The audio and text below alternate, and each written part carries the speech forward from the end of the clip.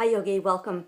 My name is Deidre Americo, and in this video I'm going to talk about and show you how to move through your vinyasa flows a little more easily and smoothly. One of the things I see people struggle with is stepping one foot forward between their hands. And I know personally I struggled with that for years. It took me a very long time until I could do that in one quiet, slow step, as opposed to a lot of hops and using my hand to help my foot, which is totally okay. Put in the work, and then that will come eventually. So what we're going to focus on is pulling up through the core, the front of the body, and creating a little bit more flexibility through the lower back, the glute, and the hamstring, and that is going to help propel your foot forward between your hands with a little more grace, a little more ease, and a little less struggle. So first I'm going to show you some of the things that I see in class with different people having different types of struggles. I'll show you why it doesn't work so well, and then I'll show you some different steps that you can use to move forward from here and really practice that, whether it's on your own or in class with me together. So here we go. Let's start in downward facing dog, and if you remember from that first video, we're going to start in a plank to show our alignment, see where the hands and the feet need to be. That's also going to help you a lot to know when you step through how you're going to be aligned to have your foot underneath your knee as you come into a lunge or a warrior one pose. So downward facing dog from a plank. A nice way to stretch out is to really press your heels down and not grip down with your toes, and immediately you'll get a little bit more of a stretch through the backs of the legs.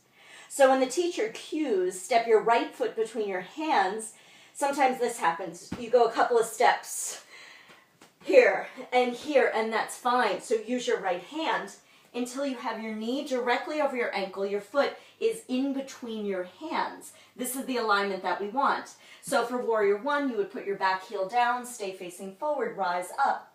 As you go through your flow, hands to either side of that foot, step your foot back, and you're already aligned in your plank. So easily go through your transitions of chaturanga to up dog to down dog without having to move your hands.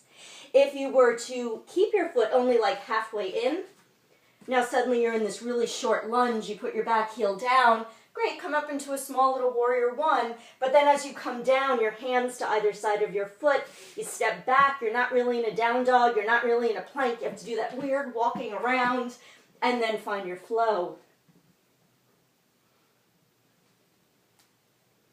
So one thing that you can use as like a little bit of a trick is momentum. Lifting up your right leg, you can swing it between your hands. Makes a little bit of a noise, that's okay too, but just to start to get the feel of having your foot come forward in one step, you can use that kind of like a pendulum. Lifting the right leg, inhale, stepping it forward, exhale. You can also use that lift to stretch the back of your leg. Coming forward into a plank, bend your knee underneath your chest, scoop your belly up, round your back. This is a nice way to create core strength and also lower back flexibility. So doing that a few times, exhaling, inhaling. As you exhale, this time hold, press your knee forward, unhinge your knee, step your foot down. That's a little bit bigger step than you might have originally had. So again, finding some different ways that you can create a little more stretch through the back of the leg, little more core strength will help you to flow your foot in between your hands with a little bit more ease, a little less effort, and create a little bit more depth in your practice. So namaste.